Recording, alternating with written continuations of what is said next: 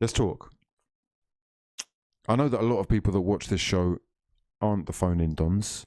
Phone-in dons, you're my dons. Yeah? I won't forget about you. But it's important that we talk about this because the future of football could well be decided in the next 6 months. And if you're a real football don, you're interested in the future of football.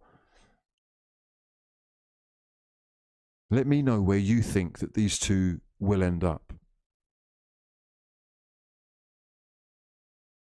It's been playing on my mind, right? People will already know how much of an Mbappe fan I am. The guy is like, I will not forget the first time that I saw him. I think he was 15. When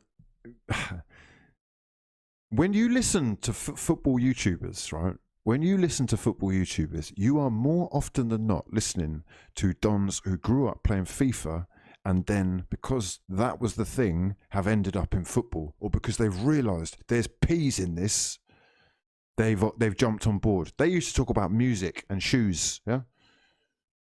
Now they're football dons. My mentioning of FIFA is for those guys, but also to demonstrate that they're way behind and you can't trust it. This is why it's very important you actually watch the games. Because when I saw this kid, and it's not for them to know, how were they to know? It was his first season. I've gone to get him in my ultimate team. I need that guy. Yeah. But he was a silver. I think he was a 71 or a 68 or something like that. Unusable. You can't use him. He's done everything I could have imagined and more in the shortest space of time possible. It is mind-blowing. And one of my favourite moments, it's just one of my favourite moments in life, man. I'll never forget being at the World Cup final in that stadium and him scoring that goal against Croatia, because it was the culmination of all that and just being right. Just knowing that I saw this don and thought, fuck. Obviously, it's not just me. You would have done it as well. But I saw this don and just thought, wow, that's him. That is the truth. We've got one. We've got one. Now, look, for the last decade, obviously, it's been Cristiano Ronaldo and Lionel Messi who have ruled football. Yeah? They have collected trophies for fun. They have broken every record possible. But as things stand right now, 2021, they are coming to the end of their cycle. No pun intended. Well, actually, pun intended. Don't chat. You know what I'm talking about. It's the end of the cycle, bro. Yeah? Things in life are cyclical. What goes up must come down. You can run hard, yeah, but you're going to be gassed after it. Yeah? Ask Liverpool. Ask the sides who run hard. You can't do it forever, mate. Messi is 33. Cristiano Ronaldo is 36. Yeah? And they both play for football teams whose dominant sides, you know, their dominant periods are coming to an end as well. You could actually say the influence of both of them is just on the decline in general, but it does not need explaining how they've transcended the sport. They are the Michael Jordan of basketball. They're just bigger than basketball. They are Conor McGregor. He has outgrown the UFC, less so, but he has outgrown the UFC. Do you see what I mean? These dons are marketing powerhouses in their own right. They are capable of bringing in millions of fans and just having them follow them wherever they go. They're going to be two of the highest paid athletes in world football, world sport. How much is Cristiano charging for an Instagram post? Like £2 million. Messi gets over £1 million a week in his basic salary. But that's by the by, because on the pitch, that's what's important. And the truth is, their influence is a little bit on the wane, isn't it? It's not really what it was. That's not to say that any club in world football wouldn't be bending over backwards to get them in. And I do reckon that Messi is actually going to be on the move now. It's going to be fascinating to see where they go. But Barcelona are, without question, planning for life without Lionel Messi. And let's be honest, Real Madrid are still recovering from losing Cristiano, right?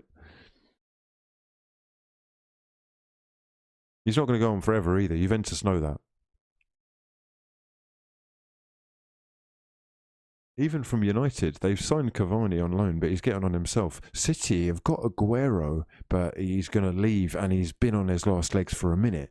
All the big clubs, all the major players in Europe are going to be planning and plotting, looking for some kind of way to reassert their dominance with guaranteed goals.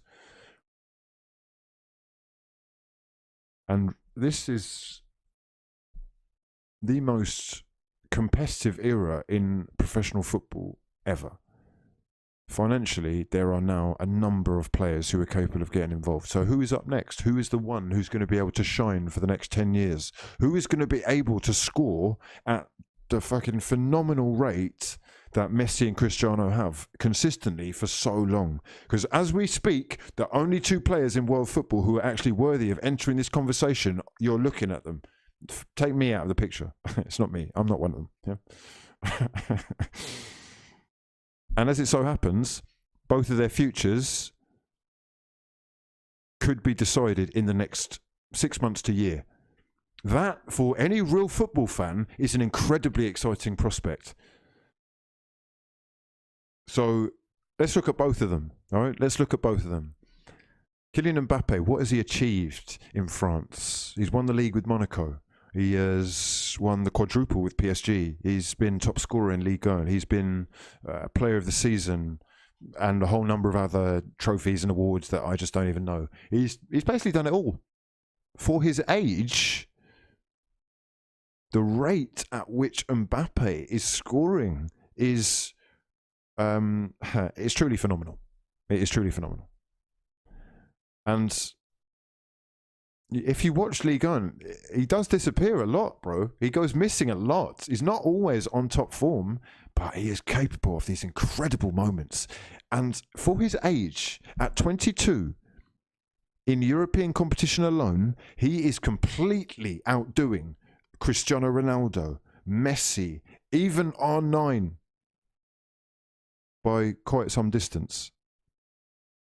Check the statistics, yeah? Unbelievable pace, clinical as they come. He's reading the game superbly, and probably just as importantly, he is very grounded as well. Look, I think it's got a little bit to his head, but the fact that you've got an ego like Neymar there as well, and the fact that he has already achieved so much means that I think he is going to be mature beyond his years. And for any elite club, Mbappe's agents on speed dial right now. They're going to be trying their best to convince him that their project is the one that is going to offer them the best path to prolonged success. So who can actually afford that? Who can pay him enough? That's what it comes down to. Who is going to actually win the most trophies with him? And what does he want to do? What are his personal goals? Because if his contract runs out next summer, and look, he's already at PSG. PSG are French champions. They are going to be in the best position, especially right now during pandemic, lockdown, financial crisis. No one's got any money, all this. They're in the best position actually possible to give him an amazing deal, especially since they've just got to a Champions League final, especially since they are so financially secure. Maybe he actually loves France. Maybe he wants to make Ligue 1 the capital of European football. Maybe he's not completely delusional. He knows that that's not going to happen.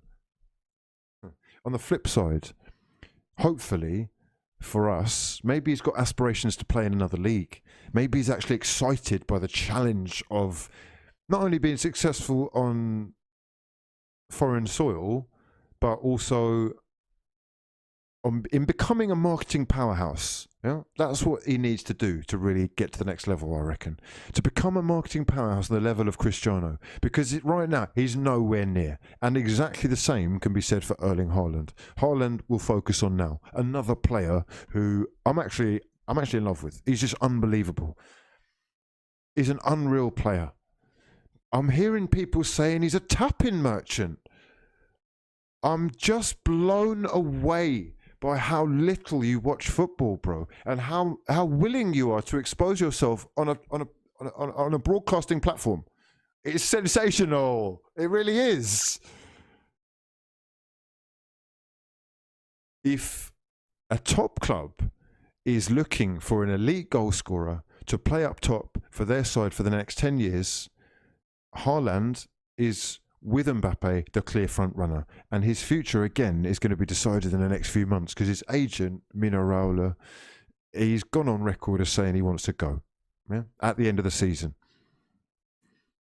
Even if he doesn't, there's a clause in his contract that's going to allow him to leave for, I think it's like £65 million in 2022, same time as Mbappe's contract runs out. So we're not going to have to wait long to see this move actually happen. But let's just consider for a second what his options are. Haaland.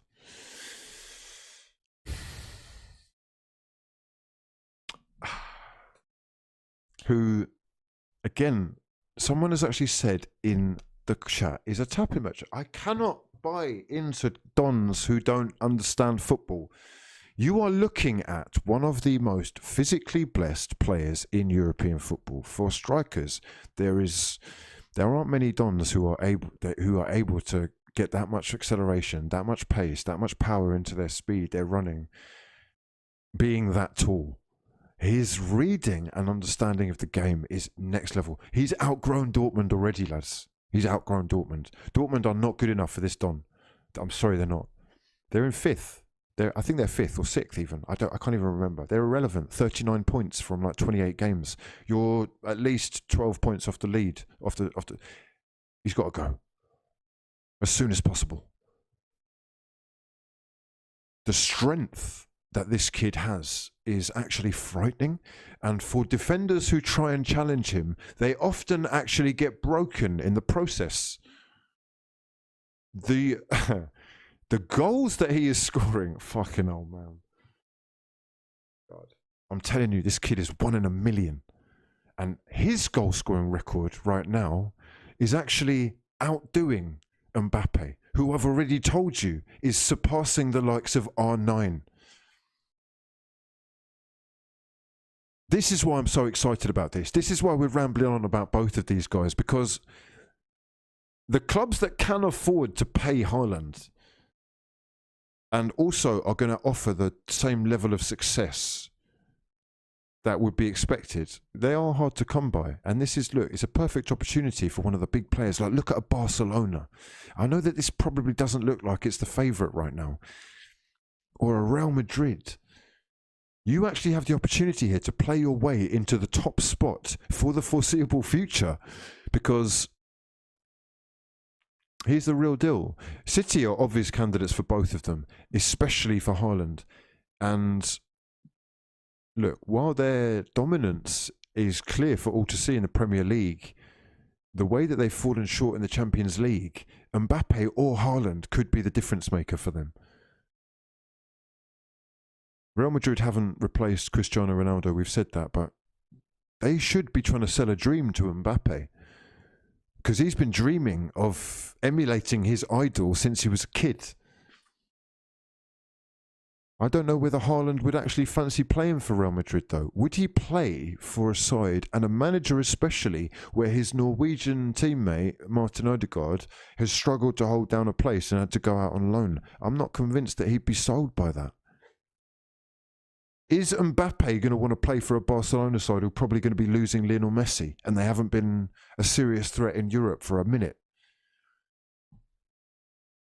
Both of these players could actually define the future of football for the next decade, and the next 6 months is going to be crucial in terms of trying to convince them for a move. So again, let me know your thoughts. Mbappe to Liverpool, Mbappe to Real Madrid or elsewhere? Will he stay at PSG even? Haaland, where is he going to end up? The stars seem to be aligning for Manchester City. However, there is talk of the town right now that Jadon Sancho and Haaland are targets for Chelsea, who aren't afraid to splash the cash and would definitely be in the conversation as far as clubs who could afford and offer the success projects that they seem to be demanding. Let me know your thoughts in the comment section below where you think they'll end up. For now, though, we are going to move over to the phone-in section of the show. I'm just going to go to the super chats because we have got a few of those and I don't want to leave anyone out. Much love to everyone who is smashing the hell out of the like button. We are 80 likes away from locking in for another half an hour. If you want more content from that, if you want late night fraudulence, you're going to have to show a bit more support and exercise those freeloading fraudulent thumbs, okay? The jaw is beginning to hurt, yeah? It's beginning to hurt, okay? We're working. Back the boy, or you're going to be left listening to all these bellends all day long. Because I see you on social media sharing the fraudulent comments that they're all making, yeah? All you're doing is growing their channels. That's fantastic. If we're trying to make the sun big. No, we're not. We're blocking it out because it don't exist. What we're doing is we're getting on board with the fraud gang. Yeah? Gang, gang, gang. Business. Fraudification squad. Love to your mothers.